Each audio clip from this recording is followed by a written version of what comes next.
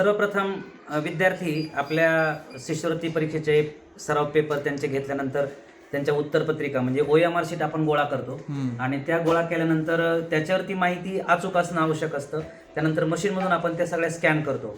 तो स्कॅन केलेला सगळा डाटा एका फोल्डरमध्ये लॅपटॉपला येतो आणि तो मग सॉफ्टवेअरमध्ये आपण टाकून त्याचं स्कॅनिंग होतं आणि स्कॅनिंग झाल्यानंतर ते आपल्याला कळतं की किती विद्यार्थ्यांनी प्रश्न सोडवलेत आणि कोणते प्रश्न अवघड होते, किती मार्क पडले, हे सगळं त्याच्यामध्ये एक्सेल शीट डाउनलोड केलं की येतं. ओके. ह्या मशीनचा सगळ्यात महत्त्वाचा फायदा, एका मिनिटामध्ये 30 विद्यार्थ्यांचं स्कॅनिंग पूर्ण होतं. त्याच्यानंतर याची तपासणी साधारणतः 2 मिनिटांमध्ये सगळ्या विद्यार्थ्यांची तपासणी होती. त्यामुळे आज पेपर घेतला, लगेच त्याचा रिझल्ट विद्यार्थ्यांना मिळतो. आज काय चुका झाल्या त्याचं स्पष्टीकरण आजच्या आज मिळतं. त्यामुळे उद्या जे पेपर देणार येतं त्याच्यामध्ये कोणत्या चुका आपल्या झाल्या त्याचं स्पष्टीकरण मिळालेलं असतं आणि दुसऱ्या दिवशी त्या चुका टाळल्या जातात आणि दररोज विद्यार्थ्यांमध्ये प्रोग्रेस होत चालते आणि मग अशा पद्धतीनं त्यांचा रिझल्ट वाढत चालतो आणि रोज किमान 2-4 मार्क्स त्यांचे वाढत चालतात आणि फायनल परीक्षेपर्यंत विद्यार्थी अतिशय चांगल्या पद्धतीनं यश मिळवू शकतात. आम्ही सकाळी पेपर घेतो, तपासून दुपारपर्यंत 2 पेपर पूर्ण होतात घेऊन आणि तपासून पण पूर्ण होतात. दुपारनंतर 1:40 ते 4:10 या वेळेमध्ये आम्ही त्या पूर्ण दोन्ही पेपरचं स्पष्टीकरण, प्रत्येक प्रश्नावाईज स्पष्टीकरण आम्ही त्या विद्यार्थ्यांना देतो. यामध्ये विद्यार्थ्यांच्या काय चुका झाल्या त्या चुका दुरुस्त झाल्यामुळं विद्यार्थी दुसऱ्या दिवशी ती चूक परत करणार नाही आणि त्यांना प्रत्येक प्रश्नाचं स्पष्टीकरण मिळाल्यामुळे त्यांच्या संकल्पना तेवढ्या क्लिअर होतील. केंद्रीय प्राथमिक शाळा कडा नंबर 1 या शाळेत मी जिल्हा परिषद केंद्रीय प्राथमिक शाळा कडा नंबर 1 या शाळेत मी यापूर्वी पण 2010 ते 2015 या कालावधीमध्ये प्रभारी मुख्याध्यापक म्हणून काम केलं.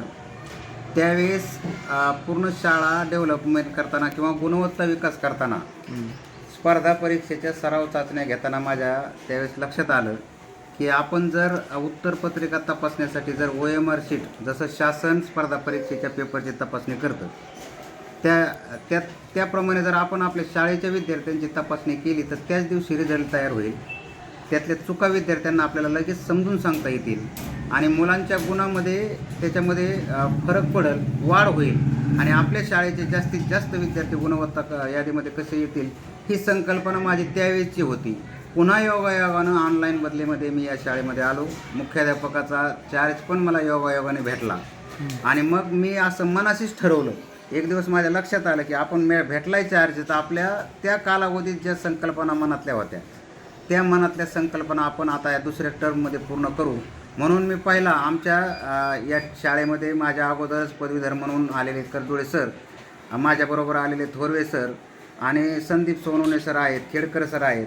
हे स्पर्धा परीक्षेची तयारी करणारे तरुण होतकरू शिक्षक या ठिकाणी मला सहाय्याला भेटले. मग मी यांच्याशी हा माझा मुद्दा त्यांच्याबरोबर चर्चा केली. त्यावेळेस निधीचा प्रश्न निर्माण झाला. परंतु आमच्या शाळेचं योगायोग असं होतं की मुख्यमंत्री माझी शाळा सुंदर शाळा या शाळेचं द्वितीय क्रमांकाचं तालुक्याचं 2 लाख रुपयाचं पारितोषिक मिळालं होतं आणि त्याचा निधी शिल्लक होता. मग तो निधी आपण विद्यार्थ्यांच्या गुणवत्ता विकासासाठीच खर्च करायचं असं मी मनोमन या ठिकाणी ठरवलं. वेळ पाहताना मी माझा मुलगा लातूरमध्ये शाहूमध्ये शिकत असताना मी त्यावेळेस पालक मिटिंगला होतो आणि पालक मिटिंगला गेल्यानंतर मला थोडासा छंद आहे की गुणवत्तेच्या बाबतीत मी चौकस माणूस आहे. इकडं तिकडं मी चौकशी केली. त्या शाहूच्या त्यांचे जे कोऑर्डिनेटर होते आदरणीय पवार सर यांना भेटलो. आणि त्यांना म्हणलं की पेपर तपासणी वगैरे हे, तर ते म्हणले सर हे सगळं सॉफ्टवेअरद्वारे करतो आपण, याचा खर्च पण फार नसतो, वेळ जातो आणि आणि गुणवत्तेचा मूळ बेस जो आहे तो जितक्या जास्त परीक्षा होतील तितक्या विद्यार्थ्यांच्या चुका सुधारतात. प्रत्येक शाळेमध्ये शिकवलं जातं पण चुका शोधण्याचं काम परीक्षेशिवाय होत नाही आणि म्हणून ती संकल्पना माझ्या लक्षात आली.